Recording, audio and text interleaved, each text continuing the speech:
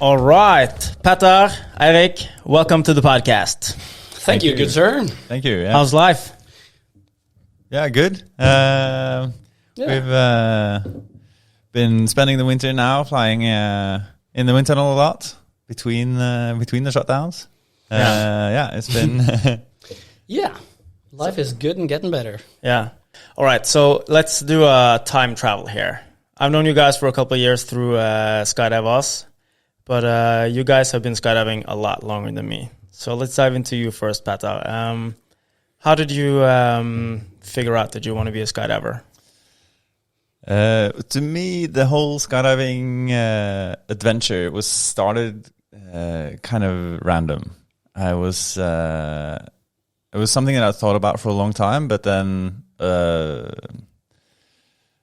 the opportunity to do a tandem jump presented itself. I was on a road trip with some friends, and since that experience, I just pretty much decided that this is something that I want to master. So a few months later, I went to New Zealand, did the course, and since then I've pretty much lived on or worked at different drop zones. Nice. Yeah. And how long ago was that? That was in 2010.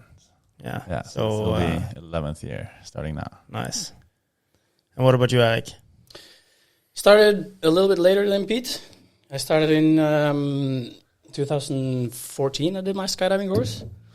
And I started because I for real wanted to be a wingsuit base jumper. I was 100% that guy in that skydiving course. Yeah. I wanted to be that. The annoying guy, always talking about, how do you wingsuit? Well, I actually kept that on the down low. But I kept that on to myself. But definitely was that brought me into the sport. I first got to know about wingsuit base jumping off of just soaring the internet off of all the People Are Awesome videos. Yeah. And all of a sudden I found myself being at a motivational speech with a guy that was performing wingsuit base jumping. Shout out to Erik Hyman for bringing me to where I am. For bringing me to where I am now, because that inspired me to figure out how to become a wingsuit base jumper, and that of course made me want to do made me have to do a skydiving course, because that's a vital part of becoming a wingsuit base jumper. So I started after that motivational speech, I just did some research where I can do the skydiving course. Found Skydive Tønsberg, went there, did all the work. Yeah. And then, fast forward till now and then. But how do you actually become a wingsuit skydiver? Because that's a pretty niche sport to do. And it's also a pretty huge choice to make in one's life. Yeah. So how'd you come around just I'm just going to be a wingsuit skydiver, and then actually sign up for the course and do it? Well, the short answer to that is just do it. Yeah. I mean, just figure out what you have to do, and that was pretty easy to get the skydiving course. And then the requirements in Norway is 250 skydives. No, 200 skydives in 18 months. Yeah. Before you can do a wingsuit checkout jump. And base jumping is unregulated, but in Norway they have a course in Chirag that allows you to do a first jump course after 250 jumps. So that would probably be the shortest way in, is to do 250 skydives, go to Chirag, start base jumping, and just start wingsuit base jumping. Since it's it's unregulated sport, you can practically decide yourself. Doesn't necessarily say that it's the safest way, but that's the fastest way. Yeah. Or the way to do it. But it would be recommended that you start wingsuit skydiving, and then you become a really good wingsuit skydiver, and then you work on your coordination skills, and you, aside from that, become a good base jumper and make sure you have stable exits, and that you have the skill set, and then go for it. Yeah, I think the thing you have to work on most there is your patience. Yeah, patience, ego, stuff like that. Yeah, it can be done safely. Yeah, can be done. Should be done safely. Should be done safely. Yeah. What about you? Because you're not only a skydiver as well. You're doing some base jumping too.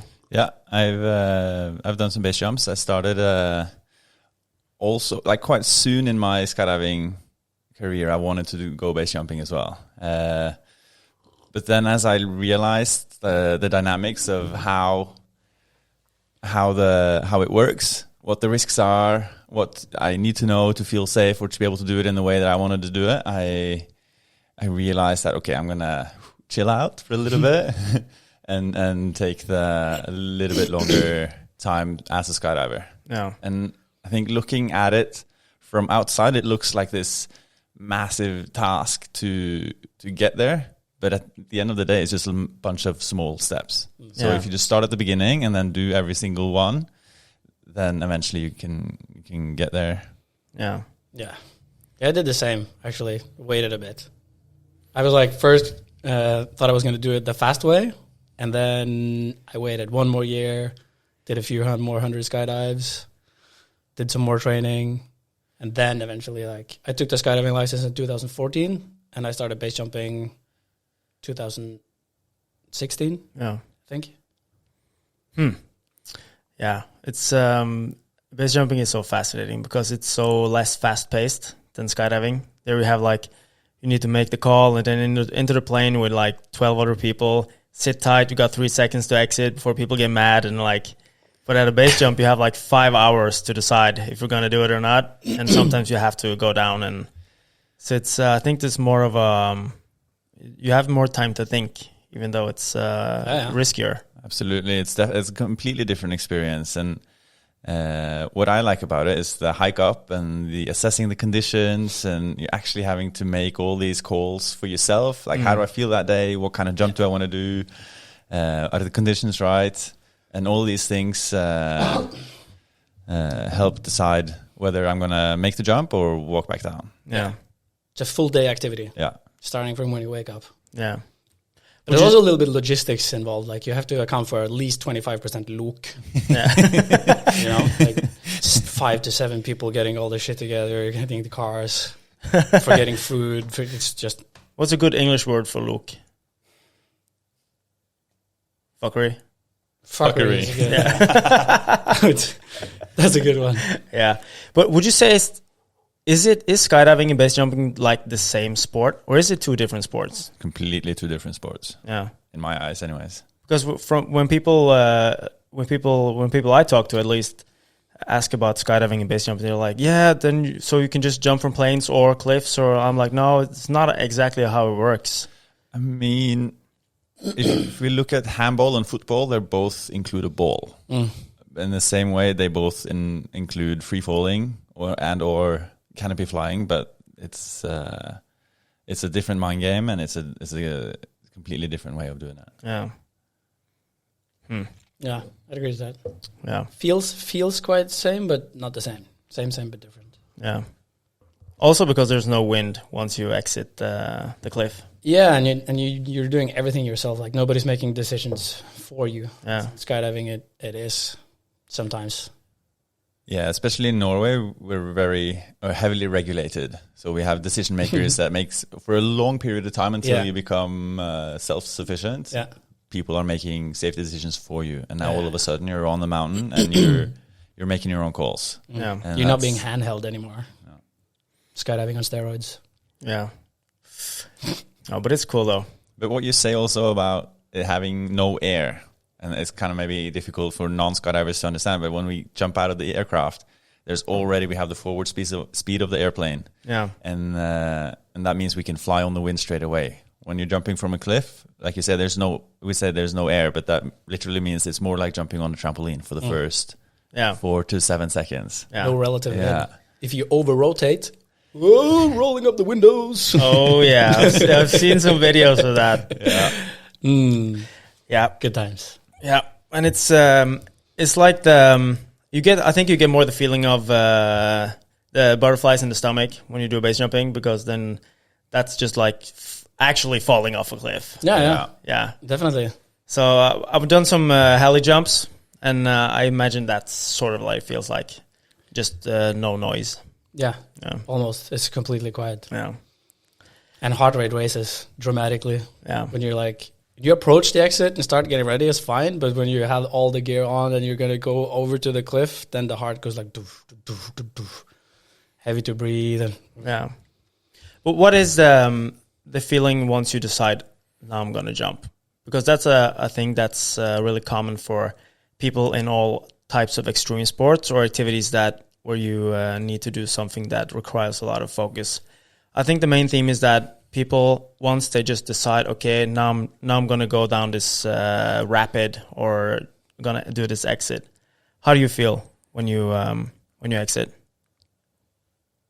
I guess for me, that becomes like the clearest part. Then there's no, and that's, I guess, for a lot of people who do these kind of activities, that's what I at least enjoy about it. And it's that full focus. And there's only one thing at hand, and that is making sure that this goes well. And everything else kind of disappears. Yeah. What about you? The same. Like it enters a full state of focus.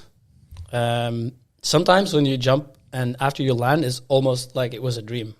Yeah. You're so focused on the task you're doing that when you get to the ground, it's almost a little bit difficult to remember the exact details of what you just done. Have you ever been like a passenger in your own head during a jump? I know sometimes when I dance, I'm on stage and then I'm just along for the ride and my body just does the stuff and I'm like, oh, that's what I did today. Well, yeah, I had a moment of like clarity in mid-flight, I would assume. Just like when you're at your suit flying past some trees, you're just like, I'm actually doing this right now. Yeah, this is not a dream. I am in free fall. Fantastic. What about you? Yeah, I think I've had situations, maybe in skydiving, where I've had problems with my main parachute and needing to fix that problem, and stuff has just happened, and I've almost just kind of witnessed it, and it happened stuff either if I can, sometimes I've been able to fix it, and sometimes it goes so bad that I have to release the first and then use my reserve bin, and sometimes it's a work that I need to do to get it, and sometimes it's happened that it just happened on its own almost. Yeah. But what goes through your mind, because for those at home, they probably don't know we have 2 parachutes in the skydiving rig. So luckily, because how often can a skydive go wrong? I mean, if you're flying wingsuits, you're more likely to have severe line twists and have a reserve deployment based on that. But other than that, I know what's the statistics. There's like 1 reserve deployment per 1,000 skydives. About 1 per 1,000, for people who jump on their own. Yeah. But once that goes, like 1 in 1,000, is there a new 1 in 1,000 chance that the reserve canopy is going to get fucked up? I think that one's because it's packed by a parachute rigger. You don't pack that one yourself. So a certified parachute master rigger has to pack that one. Yeah, and it's also a completely different design. Usually we have main parachutes that are designed for performance, and that severely makes the opening characteristics worse. Yeah. And that's what the canopy we want to be flying. But if that doesn't work and you're going for your last resort, now you want something, you're lower, and you want something that opens. Yeah, want something bigger too? Something bigger for sure. Yeah. So what parachute are you flying? I'm flying a Performance Designs Valkyrie 17-4. Yeah, so it's pretty small. Yeah. Tissue, yeah. Well, if you have to pull a reserve, what do you get out once you choose to size up? So my main is, as I said, 74 square feet, and my reserve is 113. Yeah, so not that much bigger. No. Well, a still different design. It is, I guess, almost 40% bigger, so it is quite a lot. But also just the way it's designed is the main difference. Yeah. Because your main canopy, is that like more to have more speed and do more acrobatics in under canopy, right? Yeah. And your reserve is just to get you down to the ground. Exactly. Yeah. What do you fly? Crossfire 3, 119 square feet. Yeah. Also in New Zealand Aerosports. Yeah. And my reserve is a 126 optimum square feet. Nice. So you guys are both pretty safe. Yeah. Well, safe-ish. Safe-ish. Shout out. But both of you guys have been competing on international level in indoor skydiving. And did you guys start flying in a tunnel once you started skydiving, or did that come before or later? I started tunnel flying after I became a skydiver. Yeah. I realized that to become really good at free fall, then you have to go to the tunnel. Like it's the skydiving free fall gym. Yeah. So my first tunnel experience, I went to the tunnel, bought like an hour or 2 of tunnel time, because the word on the street, like the word on the drop zone, was that like, yeah, if you want to get really good, you go to the tunnel, and if you have like an hour, that's like 60 skydives. And at the time, I had like 50 skydives, I think. So 60 skydives was like, holy shit, that's over the double the amount that I have now. Yeah. And then I was like, if I by 2 hours, I got 120 jumps, which is like, you know. So I went there and flew, and I left there with mainly bruises on my body and my ego. Yeah. Because after 2 hours of doing anything, you're not exactly really good. So by then I learned that, okay, so to become really good, you have to go and fly a lot in the tunnel. Yeah. And I tried to become an instructor in the tunnel and made that eventually, and then started just flying as much as possible. Yeah. And then you started competing with Rune. Yeah. And that was a happy accident because, I was just fully charging, spending all my money, working day and night just to buy some tunnel time. And Rune was coaching me at the time. So he saw my motivation. And I was really lucky because Marius, shout out to Marius Sotberg, he didn't want to compete anymore. And at the time, Rune didn't have anyone close by because Petter was obviously doing Sion. There were no other obvious choice. So he was like, you can take this guy. and that's how I got into flying with Rune. And that was a hectic ride for sure. Yeah, so tell me about it, because you told me that story a couple of times before. He's an army dude, right? Yes. And you're not an army dude? No. So how did that go? As you would assume, he was really, really, really, really good at flying. And at the time, I was not really, really, really good at flying. So it was just like a big gap between us. And Rune wanted to close that gap. I also wanted to close that gap as soon as possible, but he wanted to be a little bit more than me. Yeah. So we ended up training some severe tunnel training camps. Yeah. With like 2 hour daily of speed rounds. And for people who don't know speed rounds, that's like running from the police while you're solving a Rubik's Cube. So for 2 hours straight. For 2 hours straight. And it's also pretty hectic to fly in the higher speeds when you aren't really comfortable in doing that. Yeah. So it's also a mental thing that you know that you got to sustain that. And we went on doing that for quite some time to bring me up to speed. Tunnel flying on steroids. Tunnel flying on steroids, as Rune called it. Well, he said so I know the normal way of becoming good, but we don't have time for that. We need you to become good right now. Yeah. So you just have to suck it up.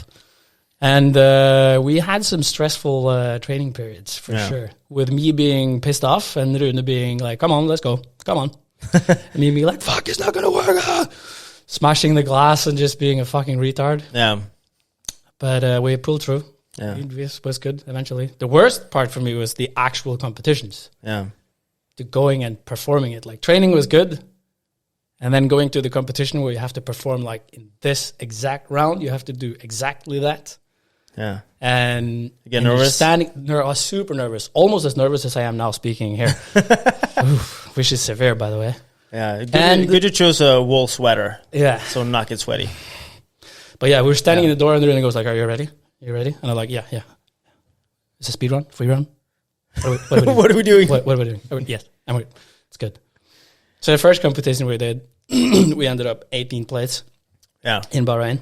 So Rune was pretty stoked at you. He did. He was just, he didn't care about that. He was more about, you did the work, try as good as you could.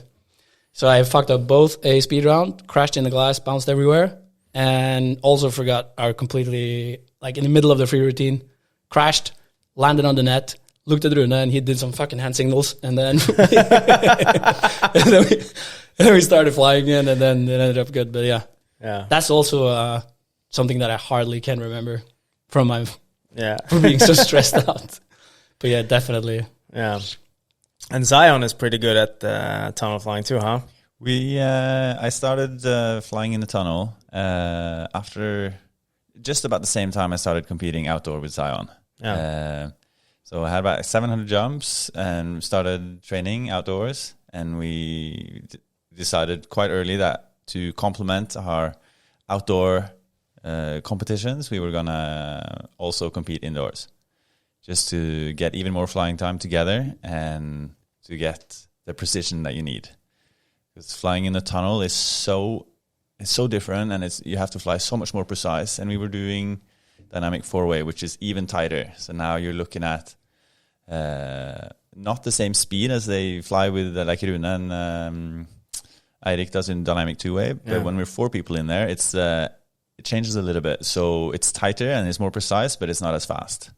So it's a very cool experience to be in there with 3 other people flying as fast as you can, and there's always somebody in your way, because there's where you're going, there's somebody at now, but by the time you get there, that person is supposed to have left and be somewhere else. And so you're always chasing the tail of the team, and it's so cool. The same goes for you. Plus where you are, you're always in someone's spot. Yeah. So if you stop, if I don't go to where you're at, somebody's gonna hit me.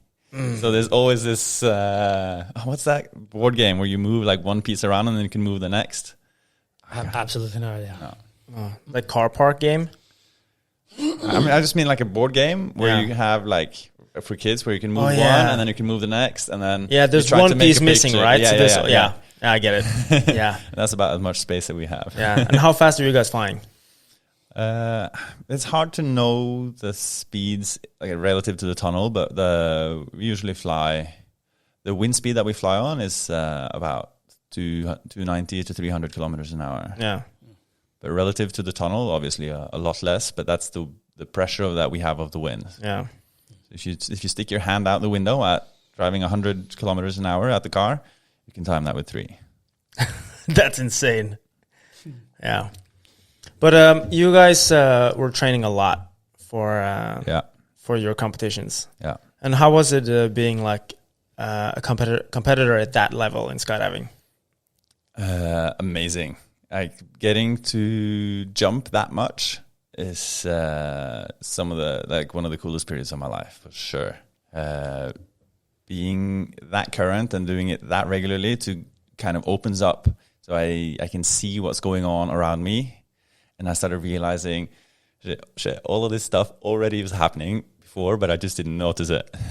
So I became way more aware just because the stress level calms down, because I'm so used to being in the environment. Yeah, I get what you mean, because I'm not at your level at experience, but once you get a couple of jumps under your belt, then you can start noticing other people in the air. And then you're like, oh shit, there's actually other people here. Because the first jumps, especially the AFF course, you feel that you're alone in space. And then once you start flying in your own, you're like, oh, okay, there's a guy, and you see how fast people actually are falling. That's mind-blowing. Yeah. If you're in canopy and someone opens lower than you, you're like, oh shit, they're gonna die, and pop, there goes the canopy. I'm like, whew, it goes fast. Yeah. But have you had any scary moments during your career? Yeah. With I guess the most dangerous part would be opening. For a beginner skydiver, it makes sense that you're most afraid leaving the aircraft. But as we get more experienced, we realize that the point where we're going to open our parachute is the critical part. Yeah. So when we're flying really close together, and then at a certain altitude, we try to separate, get some distance, so we have space in case something happens. Because our parachutes also has a forward strive, so we can't be really close. Yeah. And we've had sometimes where we've had a little bit too much of a vertical speed, getting to the point where we need to separate. Yeah. And then not managing that separation as well as we would have wanted to. Yeah. And then being close on opening. Yeah. Yeah. But couldn't you just use a couple of more seconds tracking away? Or are you getting too low then? Yeah, it's kind of like a payoff, because you don't want to be too close to that other person, but you don't want to be too close to the ground either. Yeah. So at some point, you're going to have to open. Yeah. Yeah. Yeah. But you a couple of years ago, you had an accident in a tunnel. Correct. Yeah. So what happened there? That was also, we were training speed rounds for 4-way. And we were 2 people, like actually we all kind of had a bit of a knock where we hit each other on the side and then overlapped. I ended up below and then basically lost control and flew from the bottom and diagonally across to the top of the tunnel and hit the back of my head and my neck. Yeah. And you got a severe concussion.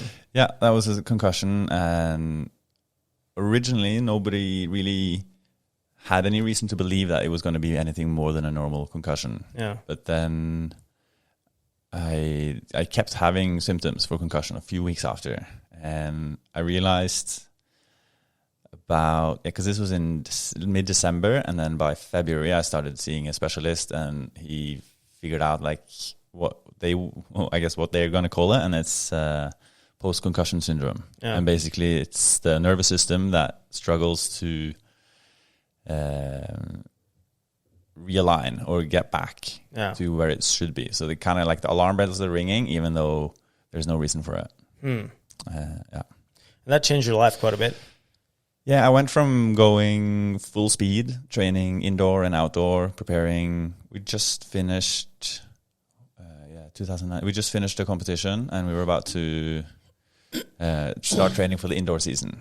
So we finished with the skydiving season, started training indoor, and then I was basically out. I couldn't do anything. I was walking like a stroke patient, basically. I couldn't really go to the supermarket, couldn't cook without being extremely exhausted. Yeah. And how long did that last? For about 6 months, I was pretty much in a dark, quiet room. Yeah. And then slowly, I did like one walk per day, super slow, very short, just to get the body active a little bit, and then gradually building up. Yeah. So it took about a year until I could start doing stuff properly again, like to go and do a couple of skydives, and then I still had to conserve my energies a bit. But then by February, so about 15 months after, I could kind of release the handbrake and go full speed again. Yeah. But did you notice it right away that you got really injured? Or did you just like continue flying on that training? And no, I considered it. But I got up and kind of shook my head around and felt what was going on. And I thought about it, and then I decided not to. Yeah. And then I think that was a good decision. Yeah, absolutely. Yeah. So what do you think about during that 15-month period, or at least that first 6 months? Were you stressed out? Were you like thinking, "Oh, I'm not going to do this anymore"? Or the whole skydiving and being active at that level was so far out of reach, it wasn't even on my mind. Yeah. It was more, can I go to the supermarket without having to have a 2-hour nap after? Yeah. So like my priorities got shifted so drastically. It was insane. Yeah. And it definitely gave me a lot of perspective. Yeah. It's one of those things where I would never want to do it again. I would never want anybody to have to go through that. Yeah. But I'm really happy I have.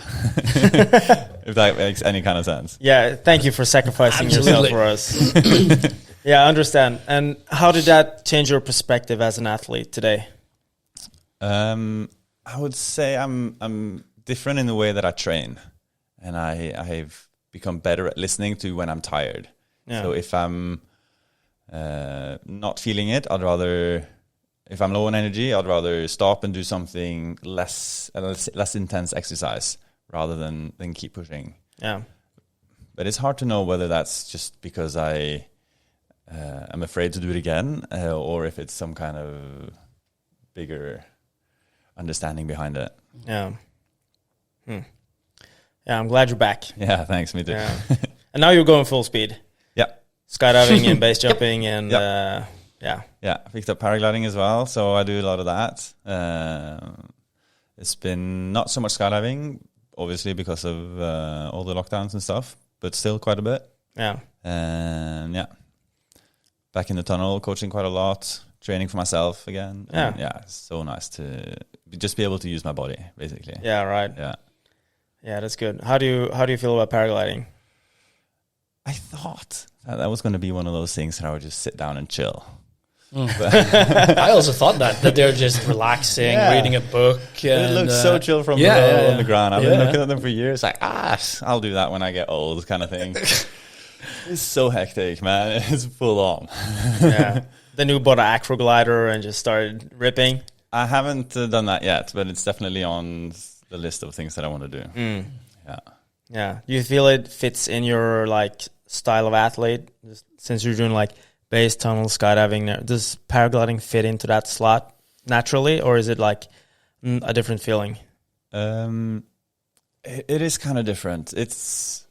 They're definitely overlapping, but it's a completely different canopy to fly, and we fly them in completely different conditions and with completely different goals. Yeah. Like with a base and skydiving canopy, they basically just go straight down. The same with speed flyers. You don't really go up with them. But once you take off with the paraglider, you try to go up.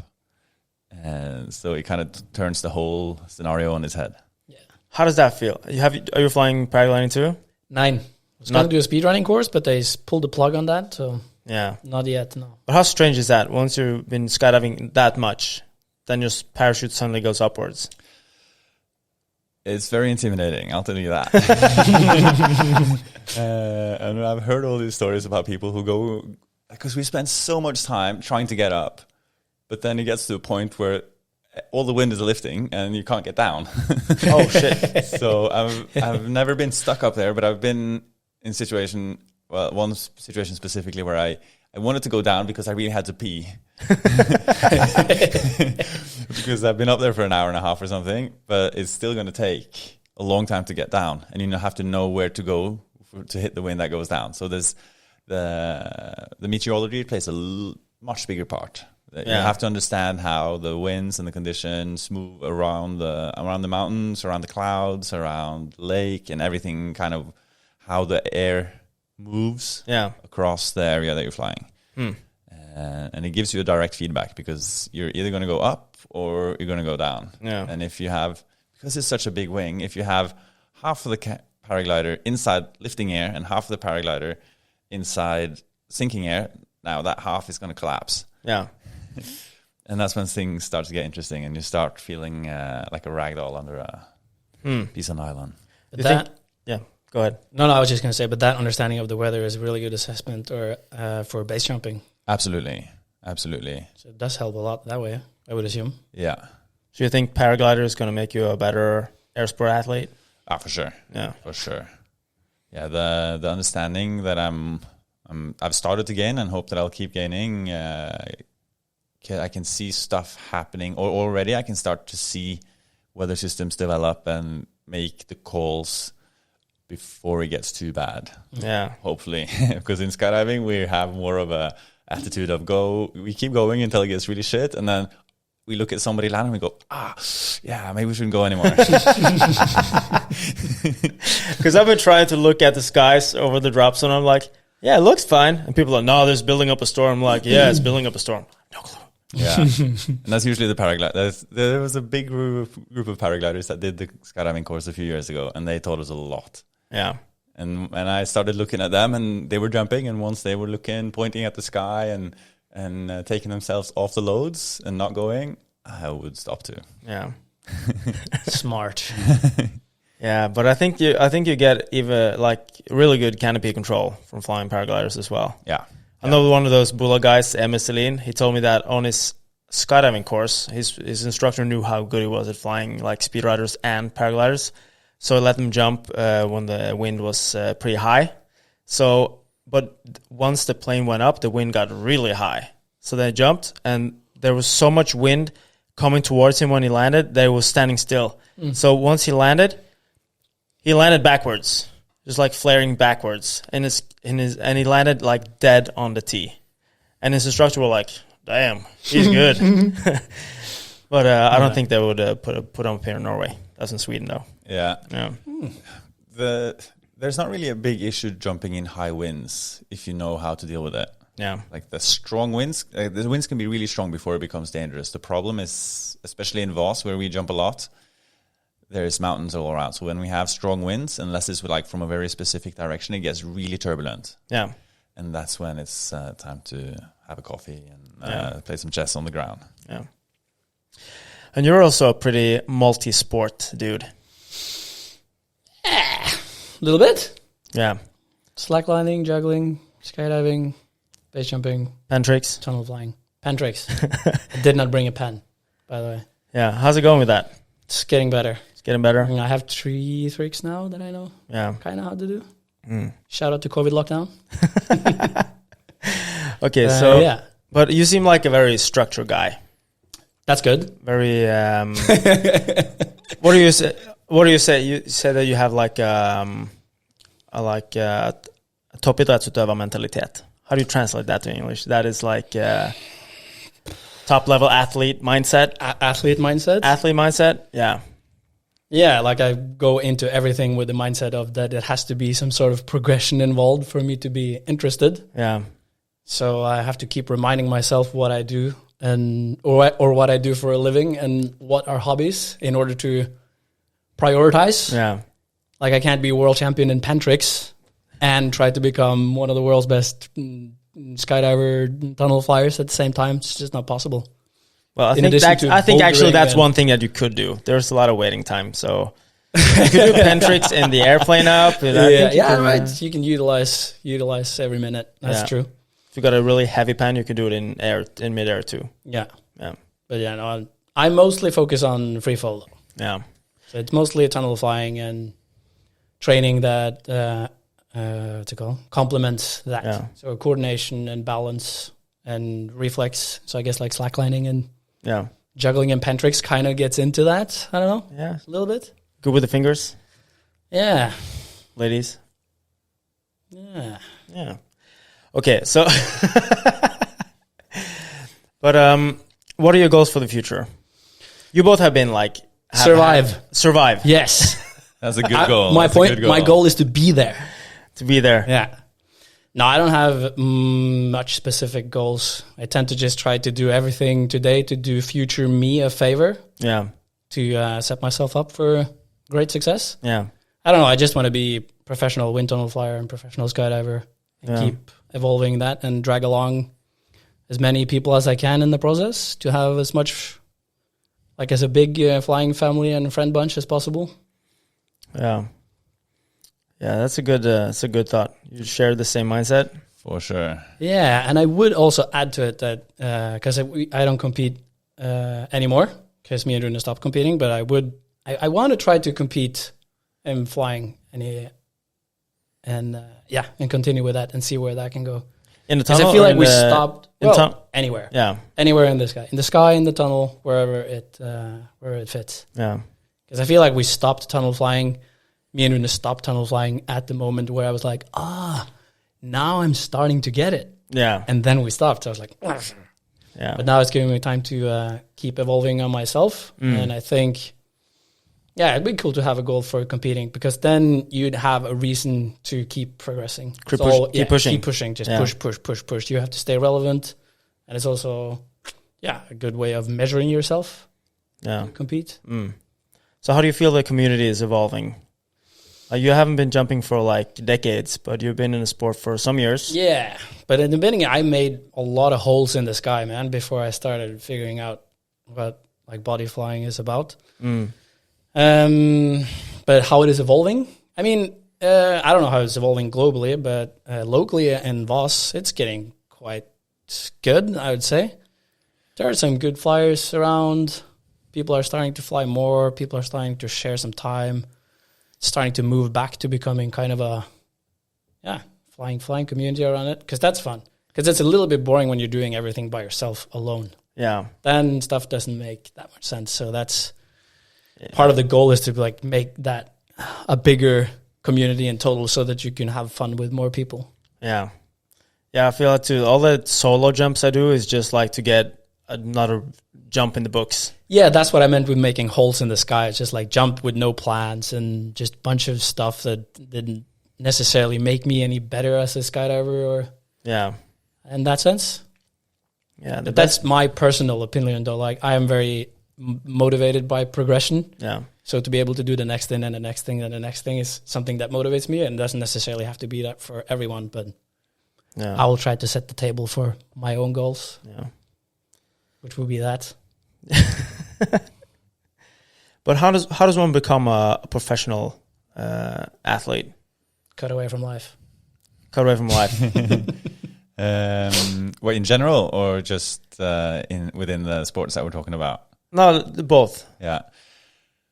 I guess it's just a matter of deciding and then finding out what you want to do, how you want to do it, and do the research and find the appropriate people to teach you, and then go and do it. Trial and error. There's no, I think everybody has their own way of doing it. Everybody has their own way of getting to a place, and like we've had a very different path. And everybody else that I fly a lot with has their own personal path. And somebody has, like you say, somebody is really motivated by progression. Somebody just wants to have fun, and it's all good. And it's just all different ways of getting to where you want to be. But if the goal is to be a professional athlete, which is, we also have to admit that that's not something that everybody wants. No. But if that's something that you really want to do the research, read the articles, figure out what the possible different ways to getting to that goal is, and then just go and do it. There's no secret. There's no secret. Work out, live healthy, and do the thing. Yeah. So what is cutting away? Basically that. Yeah. Do the thing.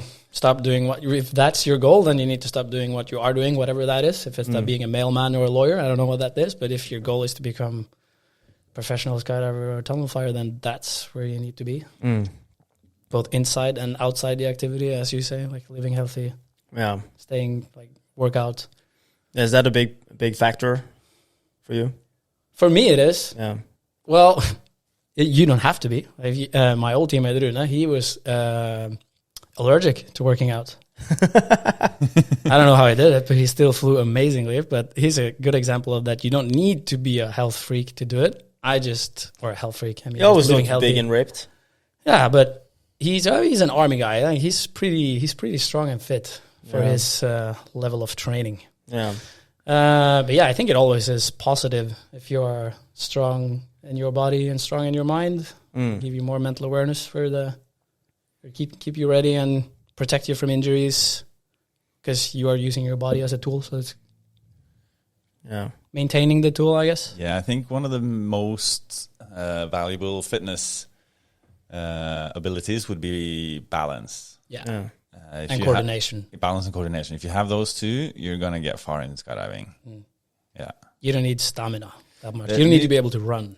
No, you don't need that much strength either. If you're really strong and if you're lifting weights all day, now you're limiting your movement patterns. Yeah. And you're slower because you're heavier. Yeah. So I think balance is a good place to start. Yeah. Yeah, because that's what you're doing. You're balancing on air. Yeah. If you're balancing on the slack line, it's not hard when you're in balance. Then you can relax. Yeah. Because you are in balance. But as soon as you start falling off, that's when you start to get a muscle force. And that's exactly the same with flying. As long as you have balance, it's super chill. As soon as you're a little bit out of balance, then the static and dynamic muscle use comes in the hand. Yeah. Yeah, you can see that also with some of the professional skydivers, but also the professional breakdancers where I grew up. It's like the smallest guys are usually the best ones. You would think that if you're big and strong, you would be a good breakdancer, but that's not the issue. It's like if you're small and light and flexible, it's like you have less gravity pulling on you. Yeah. And they do stuff, I'm like, how do you do that? I just do it. So if you also look at Nils, for example, he's like pretty Gymnast. small, pretty lean, but he's like really flexible and really fucking good at flying. But that's because his mass is closer to the center. Yeah, the muscle to weight ratio is has a lot to do with that. Yeah. Not necessarily in skydiving though. That, you know what I mean? Like, you don't need to be small to be a good skydiver in that sense. Yeah. But it's something, I think there's something about like your reach, and if you're closer to your own center, like you're talking about, it's easier to maneuver and also to like be quick in turning yourself around, right? Yeah, that's Definitely. true. But you guys have any like specific like awesome memories from skydiving or base jumping that you're like, when you think about like your best memory of base jumping, what is that? Is that like? It's my first wingsuit base jump for sure, because everything I did before that was leading up to that moment. Yeah. And I get to do it with Espen Falnes. Shout out to Espen Falnes, which is like the world champion of wingsuit flying, wingsuit base jumping. It was also one of the guys that I always watched on YouTube, and I had like a picture of him and Yuki Sommer on my what's it called, bedroom door. Did you really? Yeah, I had that. So it's pretty cool to reach that point where I'm on the cliff with my wingsuit. Yeah, with Espen Fadnes. I also Jesper Ringstad was there. Shout out to Jesper. But yeah, definitely most memorable experience. But how was it like putting on the wingsuit for the first time on the cliff? Was that gnarly? Of course it was. Yeah. But I did a lot of preparation. So it was actually not that scary. Yeah. Not as scary as I would assume. It felt more natural than I thought it was going to be. Yeah. So, of course, my heart rate increased dramatically, but I was pretty confident that I could do that without a problem. Yeah. Or else I would never have done it. Yeah. I was like 100% sure that this is going to be easy. That's the mental attitude I had leading up to that jump. How did it feel when you land? Fucking great, man. Yeah. Super cool. It was that was a big step for me. Big victory. Yeah. So it was a great day. And how many years did it take from you figuring out that was what you wanted to do until you stood on the ground, landed after your first jump? From figuring out that I wanted to do it, before I did the skydiving course to the jump was, I think, around 5 years. Yeah.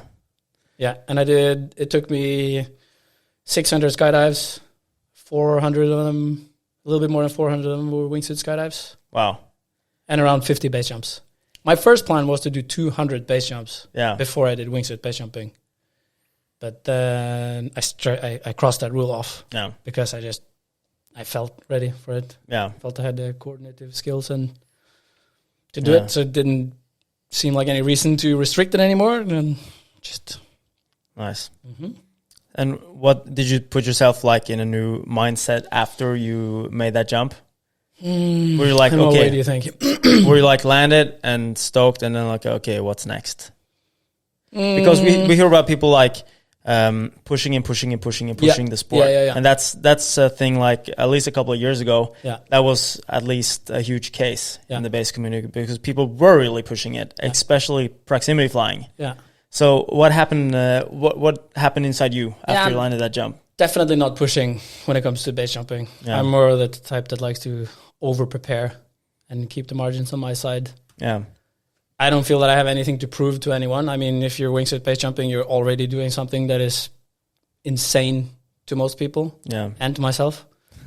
And like nobody else cares. Like if you fly 10 meters close to the cliff, if you fly 1 meter, like nobody else cares. There's no reason to be pushing beyond your own skill level like that. Yeah. Because there's a lot of cool guys in the cemetery, and nobody likes it if a friend goes in. So it's just to keep margins on your side and do dumb shit. Yeah. I also promised Bart that if I die doing some dumb shit, he will get all my stuff. So I'm trying to avoid die doing some dumb shit. Yeah. By doing good preparations. Nice. And not be complacent. At least try to be. Yeah. And I hope that all of my friends around will let me know if I'm starting to get complacent and be like, hey man, you're doing some dumb shit. Keep each other in check a little bit like that. I think that's I feel the crew that we have is pretty good at that.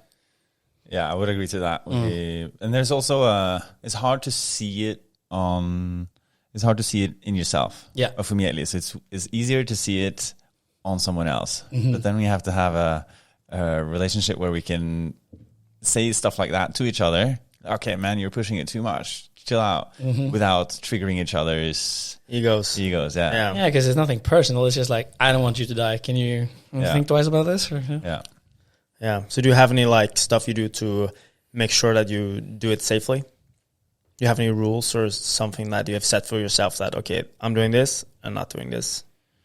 It's hard to have any kind of hard set rule because there's so many different ways to look at risk and to look at. Usually, if I've walked down from jumps on good weather days just because I wasn't feeling it, and I think for me that's like the biggest thing, to just follow what do I actually want to do, because if I'm not in the mindset of wanting to do it, then I'm just not gonna. Yeah. And standing on an exit point, trying to base or about to base jump, or standing on a speed rider launch.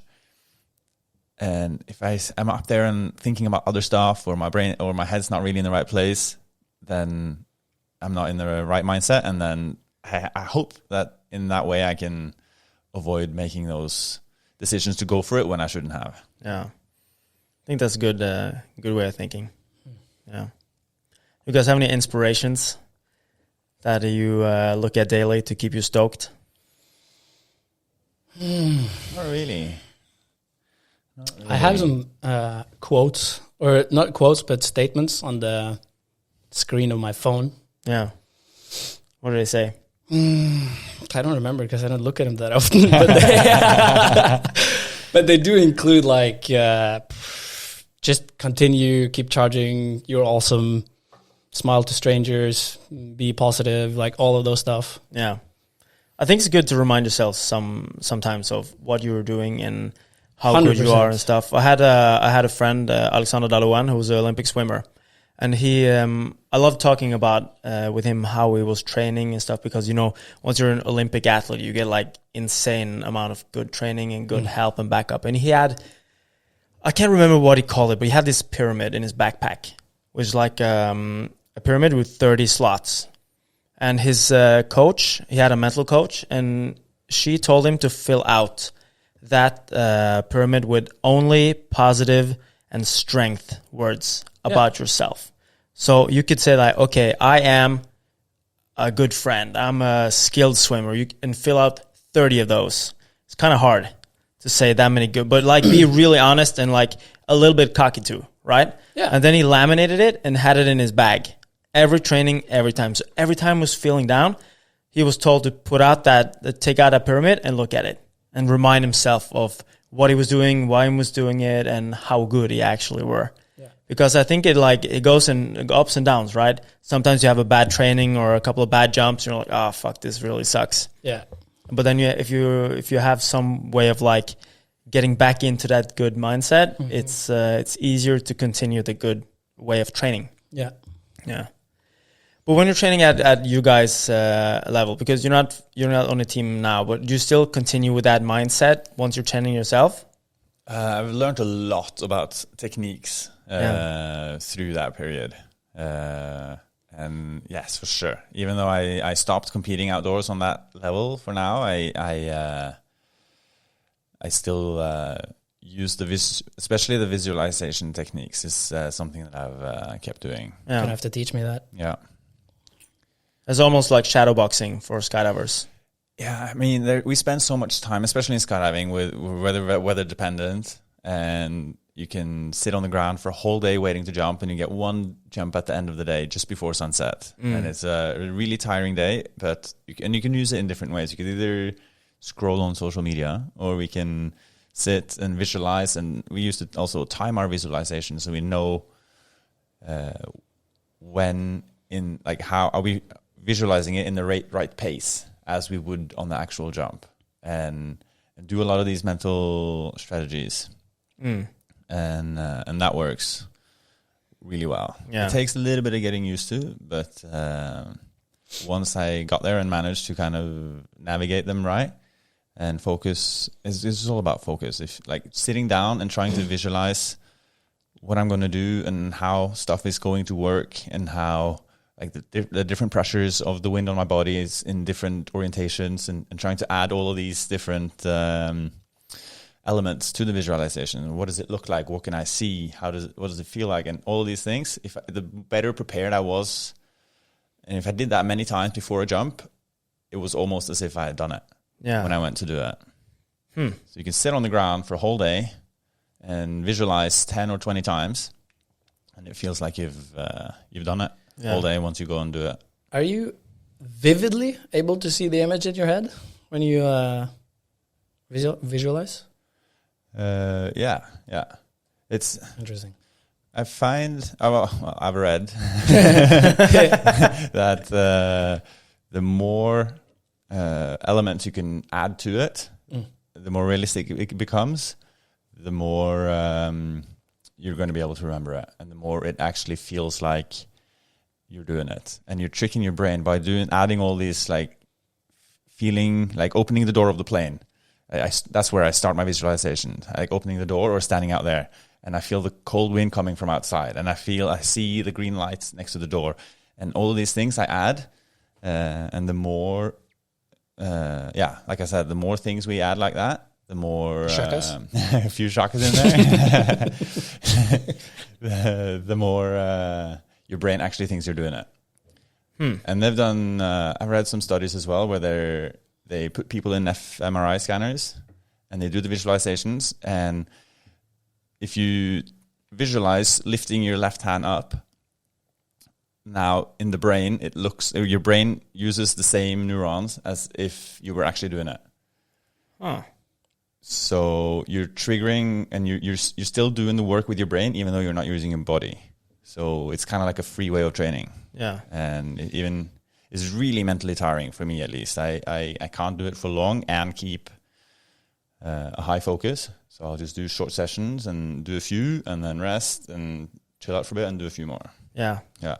Because I think I've done it a bunch of times when we have like huge dance shows with absence, and then I have a ritual, and that is because we usually, I think we had like, I don't know how many, 600 hours of training for 11 minutes on TV.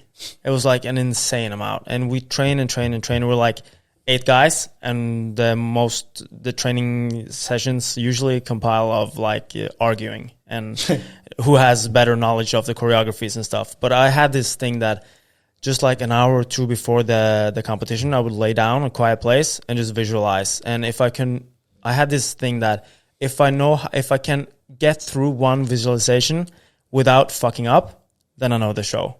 And once I get to that point, I know I'm good to go. So, but it's interesting that you actually timed it, because it would be cool to like time it and think about what you're doing in your head, and then the alarm sounds, are like, I made it. I made it through all the things, and being able to like feel the air once you open the door, and that's like you're actually painting like a 3D image in your head of actually doing it. Yeah. It's there was, I can't remember her name, but it was a female golfer, and she was in some kind of accident. I can't remember if it was a car accident or something like that. And she was basically in hospital for a long period of time, and came back and she spent that time, pretty much the whole time when she had extra energy, visualizing the course of the next big competition that she was aiming to be able to do. She got there and she won, and there was a guy that interviewed her after, and she's like, "Oh my God, how do you do that? You haven't played golf in almost a year. Like, how did you prepare?" And she just, "I've never been so prepared in my life." Wow. Yeah. Yeah, I think there's a big tool here to be used. Adding that to my future goals. That's what we're talking about. Because in our sport, that's a really good tool, because we are limited with both time and money. Yeah. Because it's expensive to train. Yeah. So if you have as much free training time as you can get, then you can get. Yeah, so now you can actually add like jumps, tunnel time, and visualization time on your logbook. This is currency, right? Yeah. Yes. Yeah. So, do you have any good memories from Veko? Because that's a highlight of the year for everybody. Yes. Man, what I like about Veko and that event is that it's so high energy, and especially on the drop zone at Bømoen, where we do the skydiving, have the skydiving center. There's just so many people. There's stuff happening all over the place, and there's people running and shouting, and it's just so high energy, and it's so cool to be a part of that. And like, it's clearly just like a little, like, it's a big machine, and every person has their place, and everything kind of just moves around. And it's I really like that. It's like early morning, it's almost no wind, people are waking up, and it's so good. Yeah. And obviously also the festival tent is awesome. Yeah, Ekstremsportveko highlight has been the highlight of the year for past 5-6 years. Yeah. You guys remember anything from the Bulla Beanie Boogie party? Never.